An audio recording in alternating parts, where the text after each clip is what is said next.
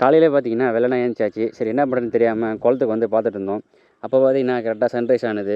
ரொம்ப பார்க்க அருமையாக பார்த்தீங்கன்னா கோல்டன் கலரில் உண்மையிலே கண்ணை அப்படியே பறிக்கும் விதத்தில் இருந்தது. ரொம்ப நாள் கழிச்சு இது மாதிரி தான் பார்க்குறோம். பார்த்ததுக்கு ரொம்ப மனசு நெகிழ்ச்சியாக இருந்தது. சரின்னு சொல்லிட்டு அடுத்த கட்ட வேலைக்கு பார்த்தீங்கன்னா கிளம்பியாச்சு. என்னென்னு பார்த்தீங்கன்னா எங்கள் பாப்பா 2 பேருக்கும் மொட்டை அடிக்கிறதுக்கு. எதுக்குன்னு பார்த்தீங்கன்னா 2 பேருக்குமே பார்த்தீங்கன்னா முடி ரொம்ப அலசலாகவும் இருக்குது. என்ன பண்ணுறதுன்னு தெரியல. சரி சின்ன பிள்ளைங்க தானே, கோடை நாளில் விடுமுறை விட்டுருக்காங்க. சரி அடிச்சிடலாம் அப்படின்னு சொல்லிட்டு 2 பேருக்கும் பார்த்தீங்கன்னா மொட்டை அடித்து மண்டையில் சந்தனம் தடவியாச்சு. முதல்ல பெரிய பாப்பா, அடுத்து பார்த்தீங்கன்னா சின்ன பாப்பா 2 பேருக்கும் மொட்டை அடித்து சந்தனம் தடவி வீட்டுக்கு கிளம்பியாச்சு.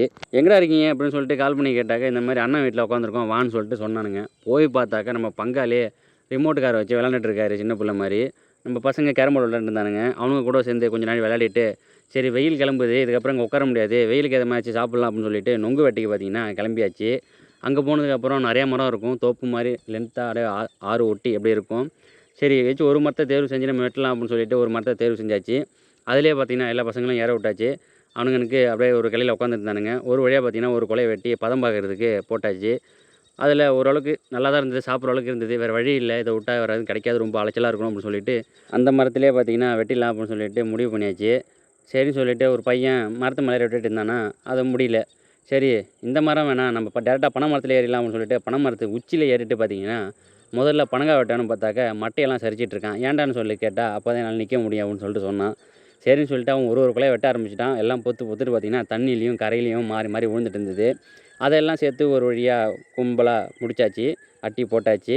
அதுக்கப்புறம் 2 பேர் 2 அருவா மாறி மாறி வெட்டி தள்ளிட்டே இருந்தானுங்க. நாங்கள் பெட்டிலே மாறி மாறி சாப்பிட்டுட்டே இருந்தோங்க. காய வெட்டும்போது கொலையிலே பார்த்தீங்கன்னா பாதி பிசிறு தங்கிடும். அந்த பிசிறு தங்கிதுன்னு ஒரு ஆள் இருப்பான், அது வேறு யாரும் இல்லை, நான் தான். சரி மிச்சம் மீதியெல்லாம் என்ன பண்ணுறதுன்னு சொல்லிட்டு தெரியாமல் விவசாய நிலம் அப்படின்றதுனால தண்ணியில் தூக்கி போட்டுருந்தோம். அதை ஸ்லோ மோஷனில் வீடியோ எடுத்தோம். அதுக்கப்புறம் இன்னொரு நொங்கு வெட்டினோம், அதையும் ஸ்லோ மோஷனில் வீடியோ எடுக்கும்போது பார்க்கவே ரொம்ப அருமையாக இருந்தது.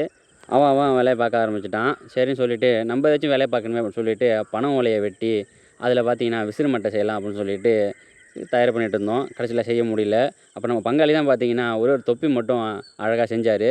அதை அப்படியே எடுத்துக்கிட்டு இன்னைக்கு பார்த்தீங்கன்னா வீடுக்கு நடைய கட்டியாச்சு.